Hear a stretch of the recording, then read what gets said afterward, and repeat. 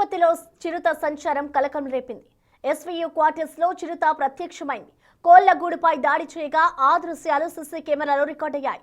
చిరుత సంచరించడంతో స్థానికులు భయాందోళనకు గురవుతున్నారు. వెంటనే చిరుతను బంధించి రక్షణ కల్పించాలని ఫారెస్ట్ అధికారులకు విజ్ఞప్తి చేస్తున్నారు స్థానికులు.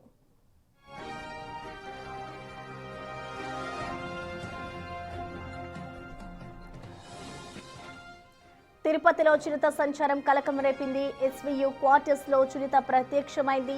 దానికి సంబంధించిన సీసీటీవీ ఫుటేజ్ విజువల్స్ కూడా మనం చూడొచ్చు.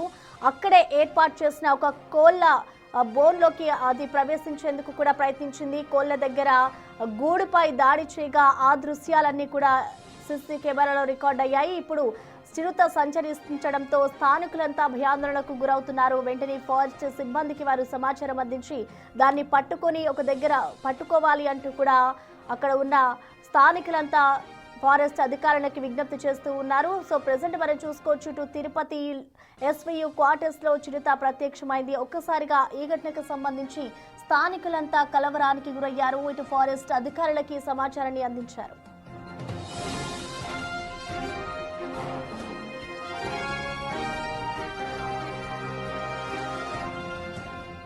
చిరుత సంచారానికి సంబంధించిన మోర్ డీటెయిల్స్ ని మా ప్రతినిధి దామోదర్ అందిస్తారు. దామోదర్, ప్రసన్న, తిరుపతి ఎస్వి యూనివర్సిటీలోనే ఏదైతే ఎంప్లాయీస్ క్వార్టర్స్ ప్రకాష్ నగర్ లో నిన్న రాత్రి చిరుతపులి కదలికలు కనిపించాయి. ముఖ్యంగా ఒక ఇంటి వద్దకు వచ్చి అక్కడ కోళ్ల బోను వద్దకు వచ్చి తచ్చాడింది. ఈ విజువల్స్ సీసీవీ కెమెరా రికార్డ్ చేసింది. మొత్తం మీద గత కొంతకాలంగా చిరుతపులి కదలికలు SV university, veterinary university, Vedic యూనివర్సిటీతో కనిపిస్తున్నాయి. ఈ నేపథ్యంలో ఫారెస్ట్ అధికారులు బోనులు కూడా ఏర్పాటు చేశాయి. ఒక చిరుతపులి అయితే ఏకంగా వెటర్నరీ యూనివర్సిటీలోనే ఒక బ్రిడ్జి కింద ఆవాసం ఏర్పాటు చేసుకుని పిల్లలను కూడా అక్కడే పెంచుకుంటున్న పరిస్థితి కనిపించింది. దీంతో ఆ విజువల్స్ కూడా ఏదైతే అవి విజువల్స్ కాకుండా ప్రత్యక్షంగా వాచ్మెన్ ఆ పిల్లలతో సహా ఆ బ్రిడ్జ్ మీద ఉందని చూసి భయపడి పరిగెత్తిపోయిన పరిస్థితి.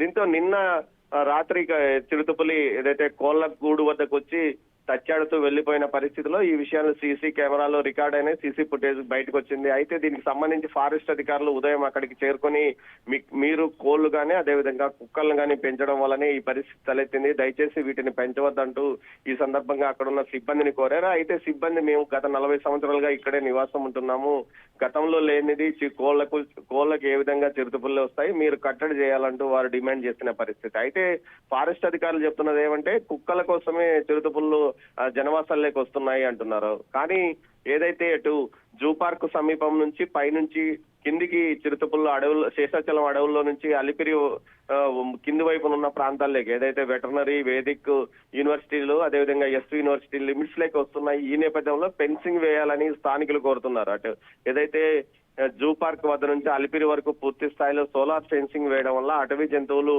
ఇటు కింది వైపు జనవాసాల్లోకి రాకుండా జరుగుతాది అంటే అది అటవీ చట్టాలకు విరుద్ధం అంటూనే మరోవైపు నిధులు కొరత అది ఇదని అధికారులు చెప్తున్న పరిస్థితి. మొత్తం మీద ఈ విషయంలో శాశ్వత పరిష్కారం కల్పించాలి, చిరుతపుల్ల నుంచి తమకు రక్షణ కల్పించాలంటూ కూడా స్థానికులు కోరుతున్న పరిస్థితి కనబడుతుంది. ప్రసన్న, మరోవైపు ఈ రోజు జరిగిన ఏరియాలో ఈ రోజు చిరుతపులి కదలికలు కనిపించిన ఏరియాలో బోనును ఏర్పాటు చేస్తామంటున్నారు. అదేవిధంగా యూనివర్సిటీ పరిసరాల్లో మొత్తం జంగిల్ క్లియరెన్స్ చేయడానికి కూడా యూనివర్సిటీ అధికారులు నిర్ణయం తీసుకున్నారు. అందులో భాగంగా మొత్తం ఏపుగా పెరిగిన కలుపు మొక్కలు, గడ్డిని తొలగించి వేస్తున్నారు. ప్రసన్న.